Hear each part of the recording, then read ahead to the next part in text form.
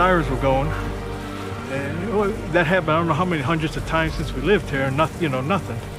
You can hear the wind pick up and everything.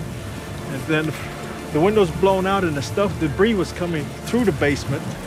And I see daylight and the water just coming in and debris coming in. I told my wife, Paula, I think the roof's gone.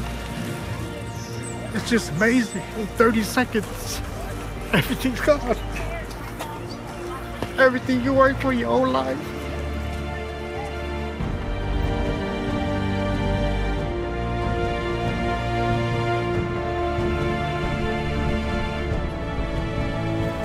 It couldn't have been no more than 30 to 15 seconds. You're saying to yourself, my God, what is this? It was like it was a movie, except we were all in it. In the middle of April, treacherous storms hit North Carolina in 3 regions, and Samaritan's Purse responded immediately. Less than 2 weeks later, deadly tornadoes ripped through Alabama, and teams were dispatched to Birmingham and Tuscaloosa. Then, on May 22nd, a massive tornado devastated Joplin, Missouri. But Samaritan's Purse continued to take action in word and deed, igniting the church to respond in the name of the gospel of Jesus Christ.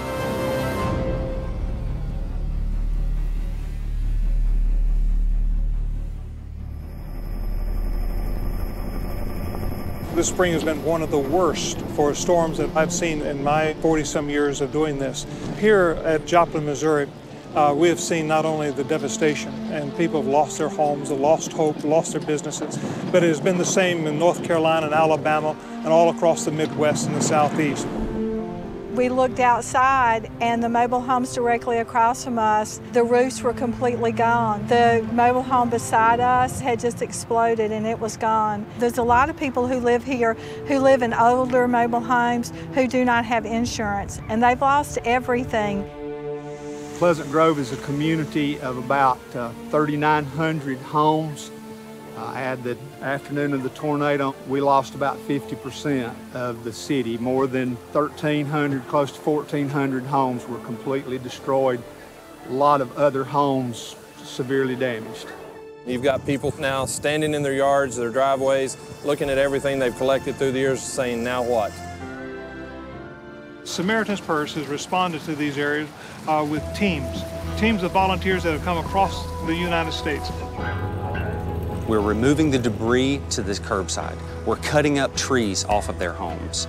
We're tarping up roofs if there's any way to salvage these houses. And we're helping these homeowners go through and dig through the rubble to find personal belongings. We looked for this jar, and it's got all of our receipts in it for any repairs we've ever done to this house, and we couldn't find it. And right as we finished praying, they came down with the jar. It's a miracle. And this is our proof that we owned this house. When they came to my house and announced who they were, Samaritan's Purse, and then they explained to me the type of assistance they could give me, I just thought it was going to be like a bunch of people that would come and they just have rakes, and the only thing they would do is rake up some leaves and then say, okay, we're done. We're going to be your hands and your feet for a while, so you tell us what you want done and we'll get it done. But when they told me that they were going to be cutting trees and hauling out stuff to the street and all that, boy, I couldn't believe it. Well, now I'm seeing it. When we came out, it was just another experience. Everything was gone just about on the outside. We had called around to see if we could get a whole tarp to go on the roof. Samaritan's Purse said they've got them and they'll put it on for you. Within 30 minutes, they were here putting the tarp on my roof. It is just amazing that somebody does this for somebody else. And I thank them from the bottom of my heart. I mean, you look around, you see the volunteers, the people coming together. That's us as Americans, and we're gonna pick them back up and get them in a better place. I was in the Army. I served with the 101st Screaming Eagles out of Fort Campbell, Kentucky. I was in the initial invasion in 2003, returned for a second deployment in 2005, and about 4 months into it, I was hit by a roadside bomb and suffered the loss of my left arm and my left leg. I grew up with a father with one arm. He always set out to prove everyone wrong, to do what everyone said he couldn't. And I think that kind of rubbed off on me. It could be pushed down and cut up. All right, I'll go ask the Bobcat. All right, if you want to get something done, if you want to donate your time, go with Samaritan's Purse. They're cutting up trees, we're moving them out to the road, whatever, debris out there. It's basically anything that we can do to assist, those who have been affected by the storm.